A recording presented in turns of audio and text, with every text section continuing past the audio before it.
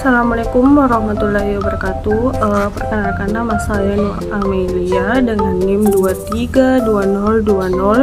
2320203861080049. Mahasiswa program studi pendidikan agama Islam pasca sarjana IAIN Parepare tahun 2023. Di sini saya akan membahas materi tentang model desain pengembangan Baker and Schultz untuk memenuhi tugas mata kuliah desain produksi media pembelajaran.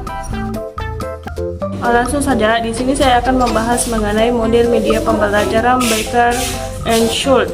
Nah, menurut Baker and Schultz, ada 5 syarat pada setiap sistem instruksional, serta ada 11 karakteristik bagi setiap program yang disajikan dalam suatu matriks.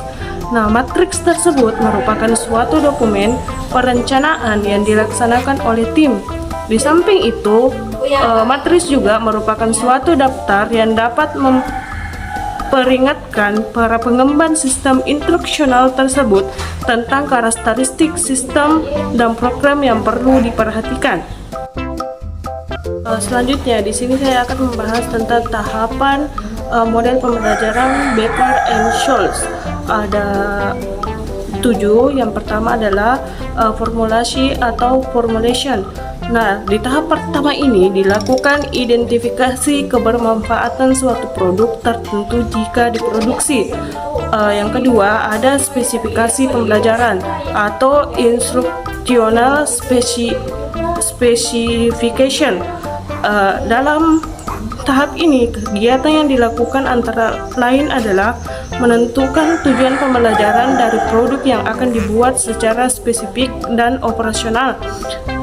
Yang ketiga, ada uji coba soal atau prototipe item tryout. Nah, di tahap ini diawali dengan penyusunan instrumen uji coba soal yang mengacu pada spesifikasi pembelajaran. Tahap selanjutnya yaitu tahap keempat adalah pengembangan produk atau product development. Nah, tahap keempat ini adalah tahapan di mana produk mulai dikembangkan ke dalam bentuk fisik berdasarkan spesifikasi yang telah dilakukan pada tahap-tahap sebelumnya. Selanjutnya, pada tahap kelima ada uji coba produk atau product tryout.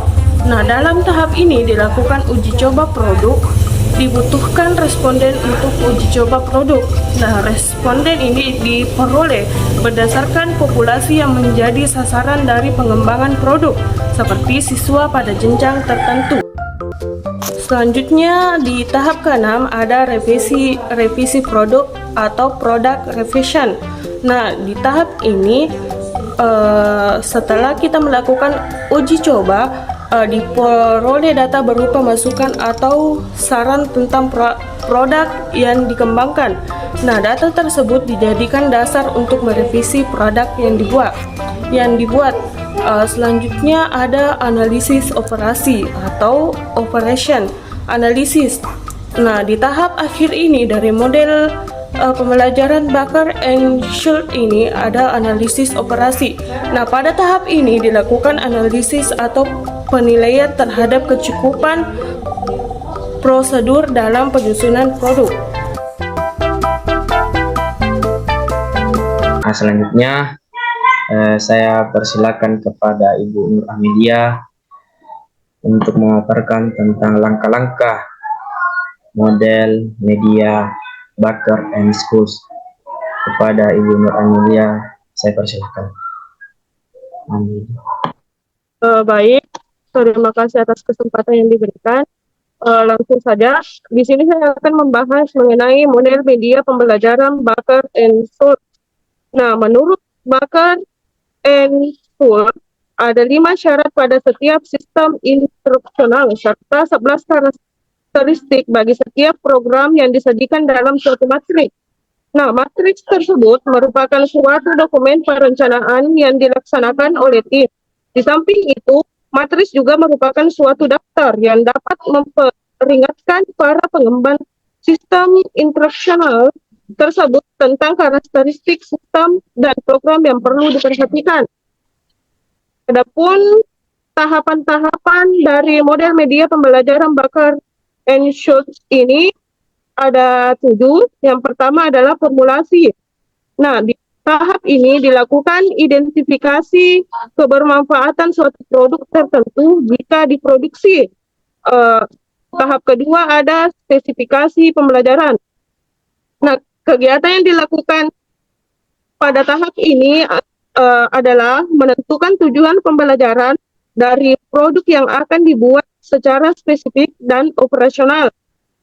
Selanjutnya, yang ketiga ada uji coba soal.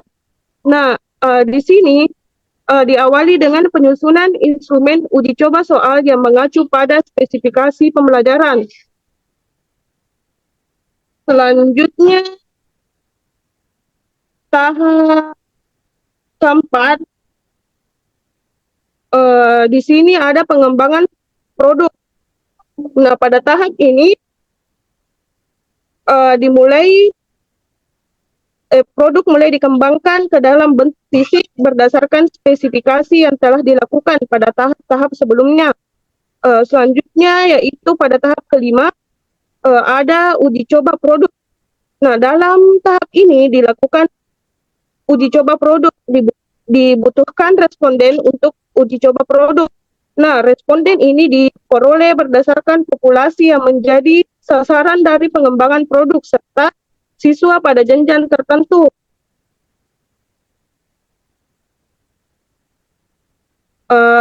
Tahap keenam yaitu ada revisi produk. Nah, setelah kita melakukan uji coba, diperoleh data berupa masukan atau saran tentang produk yang dikembangkan. Nah, data tersebut dijadikan dasar untuk merevisi produk yang dibuat. Tahap terakhir yaitu analisis operasi. Nah, tahap akhir ini dilakukan analisis atau penilaian terhadap kecukupan prosedur dalam penyusunan produk. Nah, itu saja dari saya kembalikan kepada moderator. Kami moderator bisa menambahkan? Iya, dipersilakan Ibu Amelia. Jadi kelebihan dan kekurangan dari model Bakar and Schultz itu, yang pertama kelebihannya yaitu menyajikan model yang komprehensif atau menyeluruh, sebagaimana tadi yang dikatakan oleh teman saya yang mengatakan penyajiannya itu harus memenuhi semua tahapannya. Kelebihan yang kedua yaitu selain sebagai model, dapat juga digunakan sebagai dasar cek kegiatan bagi tim atau pengembang. Adapun kekurangannya, nah kelemahan utama dalam model adalah tidak dijelaskannya secara khusus apa yang terdapat dalam ke-55 sel dari matriks tersebut. Kan tadi teman saya mengatakan kalau kekurangannya itu tidak bisa dilakukan kalau misalnya terputus dalam satu tahapan. Nah, kan tadi saya jelaskan mengenai matris. Nah, di dalam pengembangan Bakar and Schultz ini memang terdapat beberapa matris. Nah, matris tersebut di model ini tidak dijelaskan secara rinci. Itu yang menjadi kekurangan dari model ini. Saya kembalikan kepada moderator. Nah, itulah tadi materi yang sempat saya sampaikan pada kesempatan kali ini. Kurang dan lebihnya mohon dimaafkan. Wassalamualaikum warahmatullahi wabarakatuh.